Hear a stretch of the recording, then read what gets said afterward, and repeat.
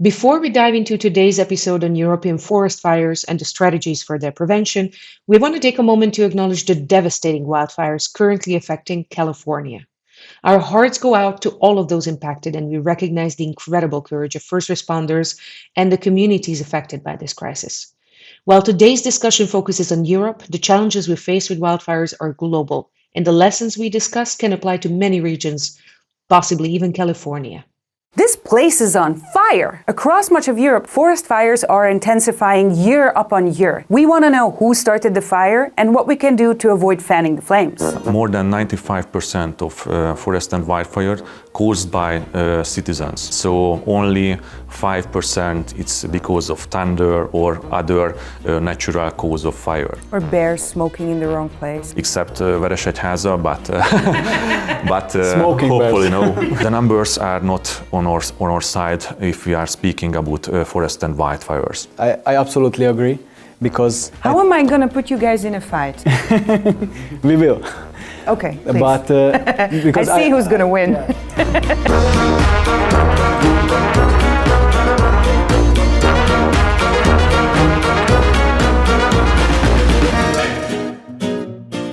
Hello and welcome to Standard Time, our talk show exploring a wide array of European matters and why Europe matters. I'm your host, Réka Kinga-Pop, and each episode I'll be joined by flaming hot guests from all over Europe. We release new episodes every second Thursday, so don't miss out. Hit the subscribe button and set 5 to 7 alarms so you never miss an episode. Also, don't forget to turn on the subtitles in one of the 15 languages we publish. That's right, we've got you covered. It's an international show for an international audience, so comment below what your mother tongue is. Mine is Hungarian. It's not a very useful language, but I like it.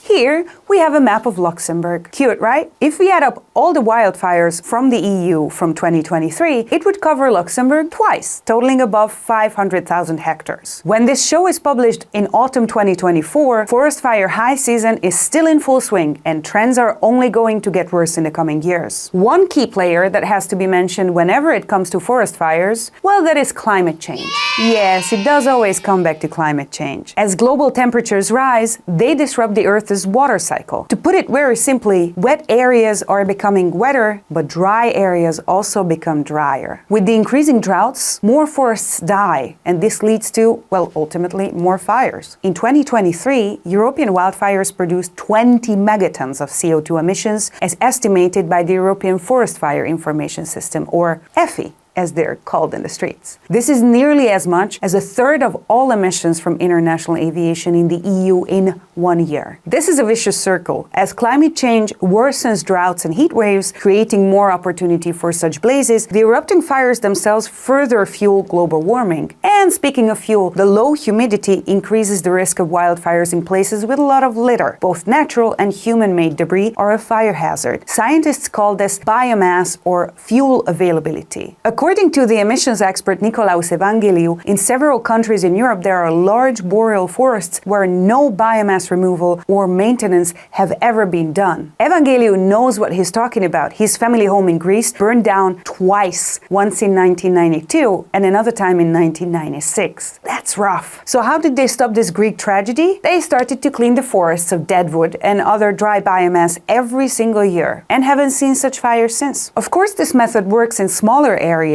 and to protect settlements, but is not really feasible on mountainous terrain or on thousands of hectares of natural forest. And not every wood is created equal. Some forests burn easier than others. Pines, for example, or eucalyptus trees tend to combust like a box of matches because they are so rich in resin and oils. Please, Portugal, stop planting eucalyptus trees. They don't belong there. Pines also tend to give a hard time to any smaller plants that would form an underbrush to protect the forest floor and keep moisture in there. Now, this leaves almost nothing on the ground but dead pine needles full of resin, which burst into flames like they're paid to do so. As a rule of thumb, native species and highly complex ecosystems tend to be way more resilient resilient than, for instance, industrial forests. This is an important factor to consider for rewilding projects and tree planting as a measure to combat climate change. Local circumstances are key, and preventing disasters is always better than mitigating ones that are already happening, and we have just the people to tell us how to do it. Lieutenant Colonel László Barta-Vámos probably has the longest title of anybody who has ever been on this show so far. He is the head of the Department for Fire Protection at the National Inspectorate General for Fire Services, Deputy Directorate General for Operations, National Directorate General for Disaster Management in the Ministry of Interior in Hungary. So in short, he is in charge of both training, preparing and supporting firefighters who deal with forest fires. Mariangela Paone is an Italian journalist working for El Diario in Spain. Her latest work includes a collaborative multimedia article about forest fires in Greece, Portugal and Spain. You can check it out in El Diario as well as on Display Europe. She is also the author of the book The Four Seasons of Athens. Gabor Gremsberger is the CEO and the founder of Climate Action Ltd. He is a lawyer who completed his legal studies at Utrecht University in the Netherlands as well as at the University of Law in Pécs, Hungary. He sees the future of climate protection in collecting and providing data which facilitates the continuous control of climate goals.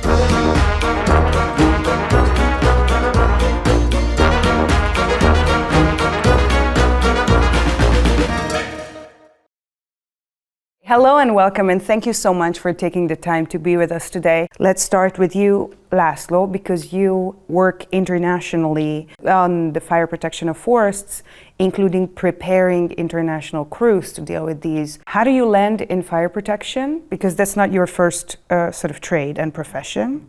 And what's your motivation and who do you work with? Yes, thank you very much, and thank you for the invitation to this talk show. So we had more than 15,000 forest and wildfires in Hungary in 2022. In this year, till now, we have more than 6,500 forest and wildfires. We expect that we reach almost 10 or 9,000 forest fires in Hungary. So the issue is going to rise as well.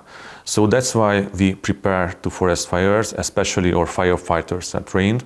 But it's more important that citizens can do their best, because we work together with Forest Service in Hungary, and according to their and our statistics, more than 95% of forest and wildfire caused by citizens. So only 5% it's because of thunder or other natural cause of fire. Or bears smoking in the wrong place. Except Veresegyháza, but Smoking hopefully bears. no. You know, if somebody in an excursion in the hills and just ignite a fire to warm some food and don't care about the fire, it can spread to the vegetation and cause really big fires. Like in 2012, it was a 1,000 hectare fire in Bács-Kiskun country in the middle of Hungary. It lasted approximately 5 days to put out the fire. About international experiences, I checked the European Forest Fire Information System, and according to the data, there were 1,200, and the bird area was around 200,000 hectares. The numbers are not on our side if we are speaking about forest and wildfires. The European Union make a lot of things to prepare for wildfires, especially to prepare the citizens, prepare the economic operators. But in the Union, there are a 24-hour service called Emergency Response Coordination Center, who coordinates the response to wildfires all over Europe. So if there's a huge fire, especially in Greece or Spain or Portugal, the member state can request for assistance, and through the European Union, the member and participating states can offer, for example, aerial forest firefighting units, ground forest firefighting units, and the Union contact the two countries, and the help can be there within 24 hours if there are airplanes. And this is, I think, the basic of European solidarity. I've long been saying that people should just avoid the outdoors and stay in libraries. It might be good for us humans to be in the outdoors, but it's not good for the outdoors, and you've just proven my point. Mariangela, you have published this fantastic multimedia report recently, and you've reported primarily from Greece on site, but you also map the scope of the wildfires problem in Europe. Can you tell us about what level of involvement we have to imagine and how you end up reporting from Greece and what you've seen there? The 57% of large fire between 2000 and 2023 was in Greece, Portugal, and Spain. What we have seen in our trip to these three countries is that we have so much lessons to learn from the experience of the last years. I was in Evia. It was the second wildfire, the second biggest one. The situation there was very difficult because, as the citizens said, one of the problems was the involvement of the local communities. In Greece, one of the big problems was that a change that happened in the late 90s when the responsibility for the prevention of the fire passed from the forestry service to the firemen. 20 years after this change, the situation is not improved because still now the firemen are not prepared to act in the wild zone as Evia or Evros. And that's one of the problems they already have. Another one was the lesson that could be learned from Portugal. After the big fires of 2017, 116 people died. Portugal changed its strategy. They started to spend more and more money in prevention than in extinction. That is also one of the big problems. In Greece, for example, until now, even if there has been some changes, the 80% of the money is still devoted to the extinction, not prevention. And another one is how we act after the wildfire. In Spain, 2022, yes.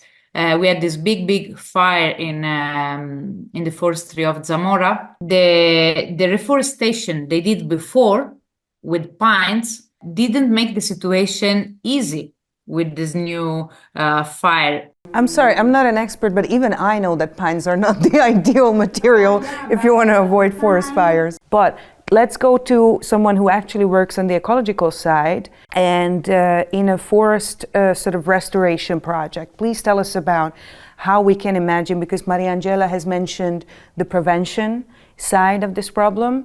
You guys work all over in Hungary, but yes, I absolutely agree, because how am I going to put you guys in a fight? We will.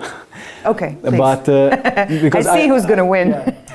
I think in forest fires, two very important things.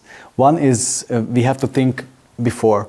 We have to educate the local people what they can do and how they can do, how they can make fire, how they can make food in a forest, so how they can use forest in a good way. And the second thing, if in a forest there is a fire, we have to realize as soon as possible. Because if we realize, then we can act fast, and then we can stop on time. How do we imagine these forestry projects? Our forestry projects they are forestry offsetting projects. So what we are doing, we separating forest parts.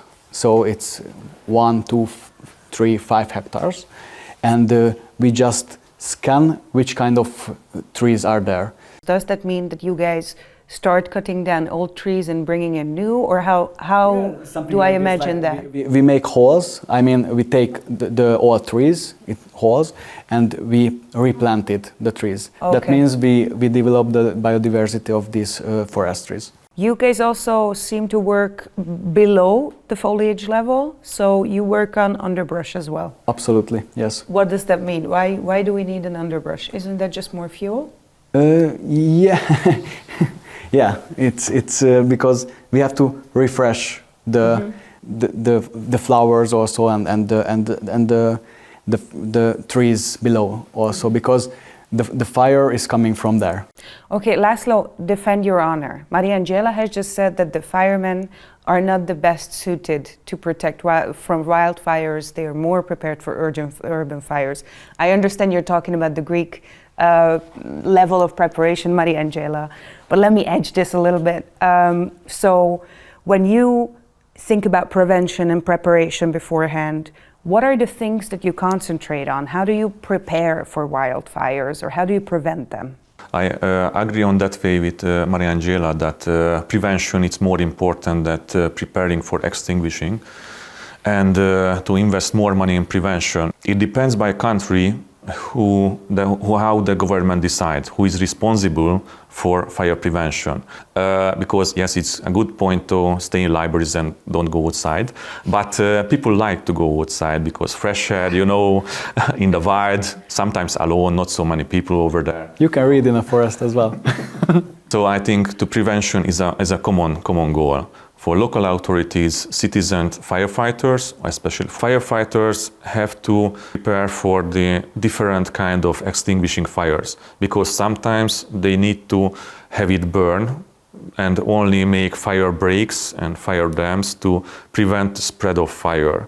Mariangela, I wanted to ask you about the role of communities, because you obviously also report on how these fires affect the local communities, municipalities, the people involved. After 2 years in Evia is a precious island. It's the second island of Greece, and it's very similar landscape to other places I know, my own land, Calabria, or other parts of Spain. And also the feelings of the people are very similar. There, they will still, let's say, feeling rage. We can say, because they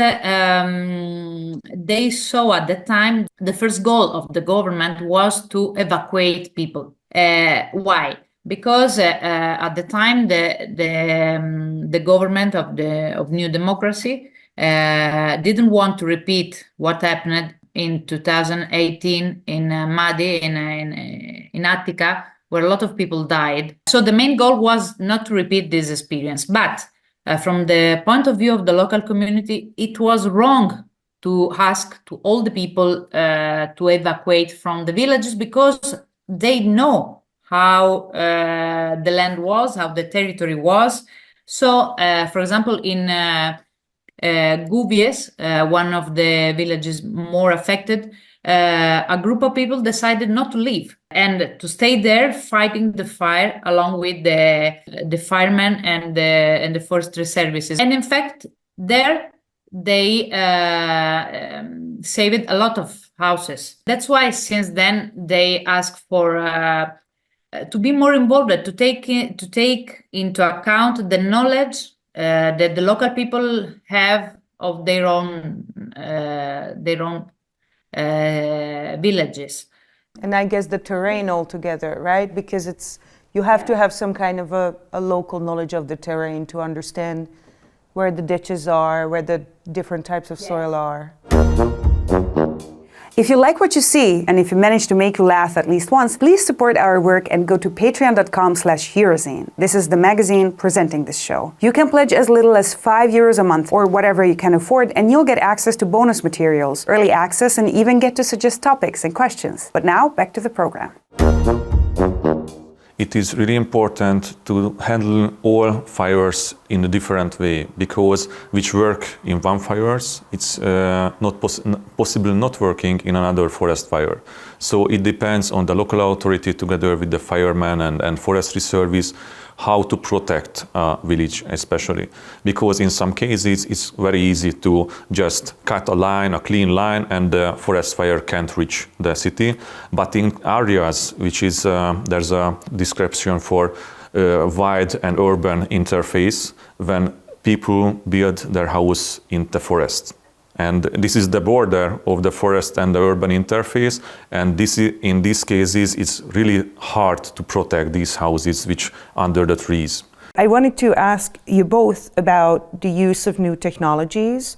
Ultimately, Gabor, what you guys are doing is that you are quantifying something that naturally occurs, but also something that as a traditional technology has been done for hundreds upon hundreds of years in forestry, like the observation of old trees, no new growth, how to sort of position them. It's important in this way because we are collecting a lot of data from forestries. And I think if we can analyze these kind of data, maybe we can have some results how we can realize before the fire. And how do you incorporate, or can you even find a channel to incorporate existing sort of traditional knowledge using these new technologies? Or Absolutely. Is that just like, putting this aside as superstition that somebody else will write a history book about? Yeah, I think we have to, because forests it's a long-term thinking. So if you have to think in a long term with forestries, because if you reforest, after 10, 20, 30 years, you will have the results. You have to use the traditional thinking in this ways, and also you have to mix with the innovation, new technologies. I think that's the key. I think there's also like a big difference between traditional knowledge of nature and natural resources and what we would today in an agricultural sense term conventional knowledge, which is industrial agriculture, which has a tradition of, let's put it very sort of generously at 80 years or so, which is completely different to what had happened before, with the big machinery, fertilizers, massive scale, yields, etc. It did affect forestry, I think, much earlier than other fields, because timber has always been this incredibly important resource. But I wonder whether in your work, László, the incorporation of new technology brings in some kind of new help. I know that you guys are experimenting with drones, for instance, but yes. It's not like you send a drone and it springs a little water and then it's over. So yes, in the United Arab Emirates, I see that they are researching drones which can hold hoses and bring water up to the... Really? Yeah, they are. I thought that was like a sci-fi dream. No. No. But in Hungary, we use the drones for reconnaissance. So people go with a SUV near to the fire, fly the drone, and bring important information to the incident commander. What they also did in North Macedonia, they directly send the data and the videos from the drone to the Macedonian command center. So you have like an aerial view of what's going on. You don't have to guess by the... Yeah, and the drones have infrared cameras, so we can spot the hot spots where the fires are, because, in a forest fire there are huge smoke, and it's almost impossible to see what's happening behind the smoke. And with thermal cameras... To see the big scope, because otherwise you cannot... You don't know where is the... center of the fire. Yes, exactly. But to drones, it's really hard to use them in prevention. We need to find out how it's possible, because we know that there are satellite systems using by the European Union and can monitor the type of vegetation as well, and provide some support and financial support to forest manager and land managers. But it's more the topic of the Forestry Service and the Agriculture Service. But back to your question about drones. It's useful for... I don't insist on drones. All I know about them is that they upset bees. And I think with drones, a very important thing is like a lot of people thinking about drones like small drones, but these are big, huge drones. Yeah, can be, because first the drones was the unmanned air vehicles was used by the army. Yeah. And we use drones which can carried by an SUV. Can I ask to our expert if there are programs of prevention that already take into account how the climate change is also changing the nature of wildfire? I mean, in our reports, we have seen, also speaking with environmental specialists, that One of the problem is that the weather conditions are changing, so they make difficult to fight against these big fires. Yeah, from this point of view, there are studies, as I know, and it was introduced to some conferences and lessons learned meeting, that for instance, during reforestation, take into account which type of forest is planted, because there are wood which can resist more to fires, and there are wood which are not. For example, pine trees are it's easier to burn, but other trees it's hard to burn. So the plantation of different type of wood, it can be a solution to prevent not the ignition of fire, but the spread of fire to the whole forest. Hardwood tends to burn much slower, harder to ignite, but that's also the much slower woods to grow. So that's going to be a much longer process to actually situate them. And I think our oak forests in Hungary, most of them are artificial anyway, so they're not really the sort of native woodlands that one imagines. This is very important what she said, because the climate changing I think it's faster than we think, and that's why forestry has to change as well. So I know in Hungary we are looking for new kind of forest from the Balkan area, because these trees are more active in this climate. Mm-hmm. And with this case, I think we really have to think about this as well. So you mean like the southern type of plants are creeping up northwards? Yes. I've been telling my parents ever since our peaches died that the only thing they can plant is figs and olive trees, because that's where we're headed. Although olive trees also burn very well, really, so that might not be a good idea. Yeah, because the oil is really a good thing. Of course. Yeah. Also, not really on the subwatch climate yet. So I think we still have a couple years to go there on the yellow pampas of endless sand over there. And I think what you say about climate change is, first of all, it's faster than we think. But also the local effect of climate change are so much more varied. So we talk about global warming as a general trend. We talk about 1, 2, whatever number of degrees Celsius. But on the local level, microclimates severely change very quickly. And especially in the center and east of Europe, so much groundwater has been lost in the past couple of decades because of so many reasons, but it's in a large part about how this region has been dealing with floods in the past 200 years. And the general principle is that you sort of regulate rivers as much as you can and you try to get rid of the water. But then what it results in is that a lot of water doesn't replenish. So altogether, the terrain is drying up. And then there's additional drying with the heat and everything else. So tell us about the effects that you see and what your studies in, for instance, carbon capture tell you. Because carbon capture seems like a separate issue, but it does have to do a lot with climate change itself and the climate change goals. If you have a field and you can have a decision, you make forestries. And if you have more benefit, like carbon capture or that kind of things, then maybe your decision will be easier. Then you can have a better choice. But do you suggest that we have to incentivize people to use their land for forestry instead of like wheat production or something like this? Yes, because if you make forestries, then you have to think for 25 years, 20 years. So, and if you make, for example, a cornfield, then every year you have some benefit.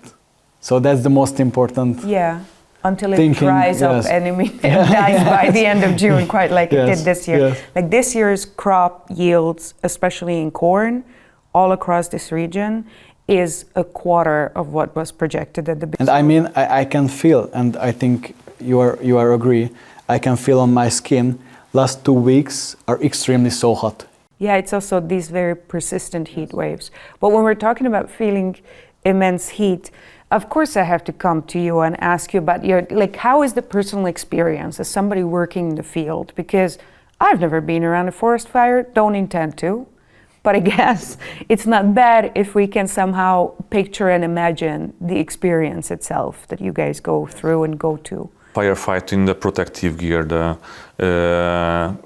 with boots, with breathing apparatus and helmet. In forest fires, if they work near the fire line where the smoke can occur, they have it all on them. So with breathing apparatus, with hoses, it's approximately 25 kilos altogether. Oh, wow.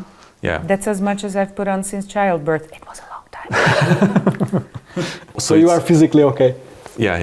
Every but firefighter. still, I guess the smoke kills you first anyway, so you have to have the breathing. Yeah, the breathing apparatus. If you would like to try it, we used to go on events, for example in the city park, and we use smoke tents, and citizens can prove how heavy it is, how they can breathe in the breathing apparatus. All the gear is quite heavy, and what is really dangerous for firefighters is the heat exposure, and that's why there are always reserve. So one firefighter near the fire line work till the breathing apparatus lasts, and they shift each other, and they go to have some rest, and then go back to the fire line. So this is how we can somehow reserve our human capabilities to, for example, in a long-lasting forest fire. I understand. Sometimes a gas stove is too much for me, so I respect your work very much. And I know it's a silly question, but you know, as children, we all wanted to be firefighters at some point. I think most of us. I don't know, but I never wanted to be a policeman because my uncle was one, and I didn't really like his jokes. But I really wanted to be a firefighter, but then it sort of dissipates over time as we understand the actual risks.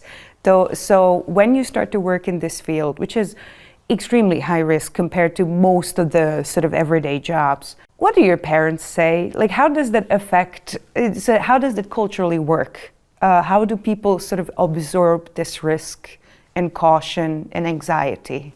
Yeah, you know, in the firefighters community, there are lots of people working as a firefighters, like parents and grandparents were also firefighters. My father was teaching in the disaster management training center, so there are some tradition in my family to become a person who try to help people in need, and this is how it came to me.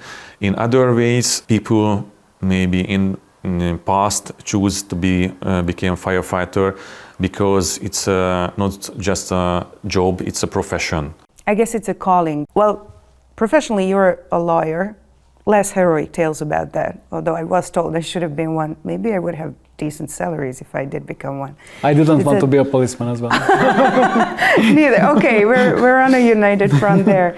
But I wanted to ask you about what the persuasive power of the kind of data that you collect right now is and what you expect. Because what I've seen in, like, let's say 15 years of reporting on environmental topics, more or less, is that there is so much data that proves points, and there is so much disregard oftentimes for the inevitable obvious data. I think it's getting better, and I think people realize data is really more and more important, and when they have to make a decision, of course they use this kind of analysis. So I think data is very important in this case as well, so and for nature as well, and for environment as well.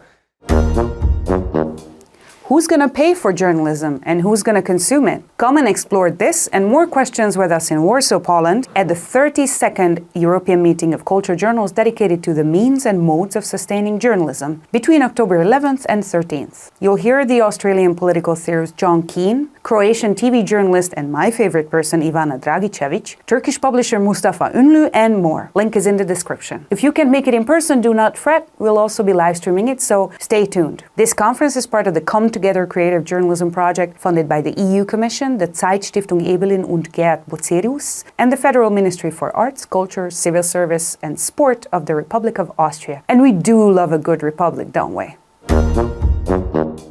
Mariangela, what do you see? Because you also looked into the political level of dealing with these disasters and disaster relief as well. Yeah, the problem is the same for other problems, Reka. I mean, that the politicians seems not to have a long-term vision.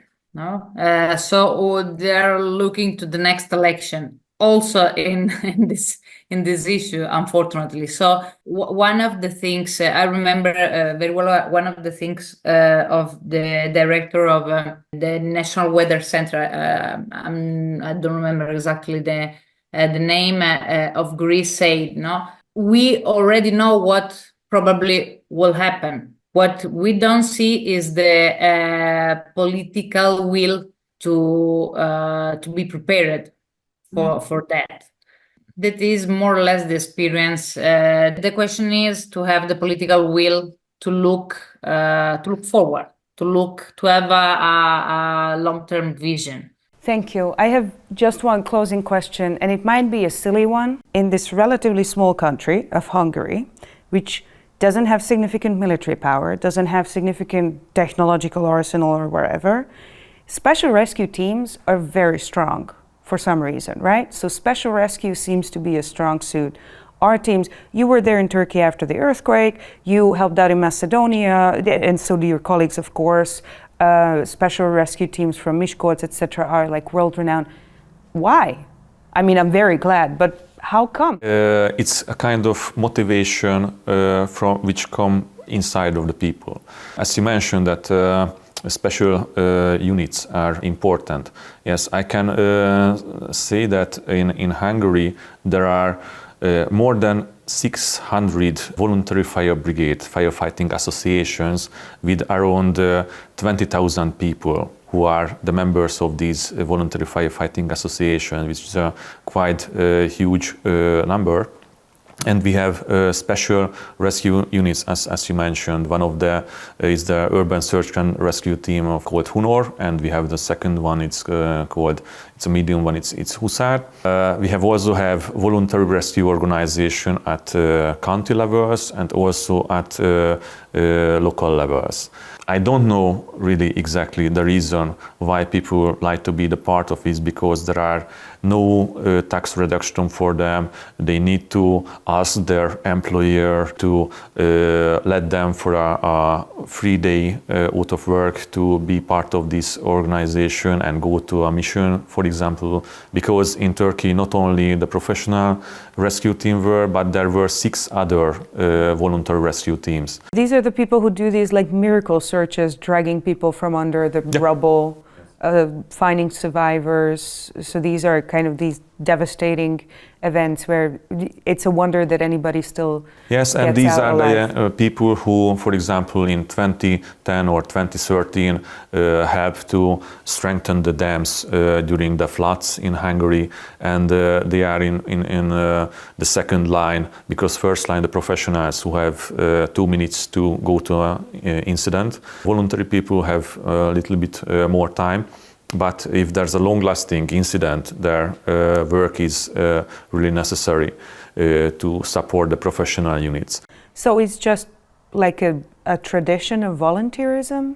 Maybe people like, they work in an office, for example, but they would like to do another thing in the kind of spare time, which can support other citizens. And do something more meaningful than just recycling their trash, which is nice, don't get me wrong, but it doesn't give you the feeling of impact as much. Yeah. Thank you so much, everyone. Mariangela, you included. And I hope to see you again. Thank you. Thank you very much. Thank you very much.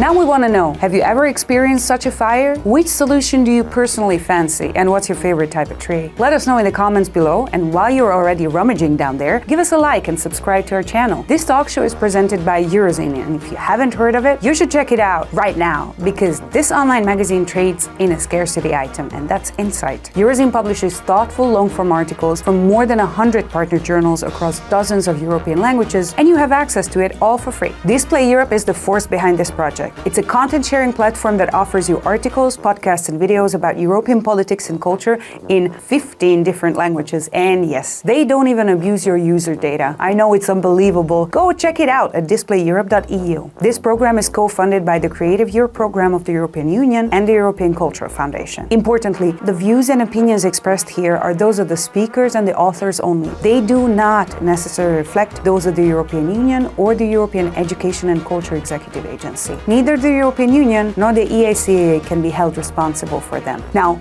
we wouldn't mind them taking advice from us though.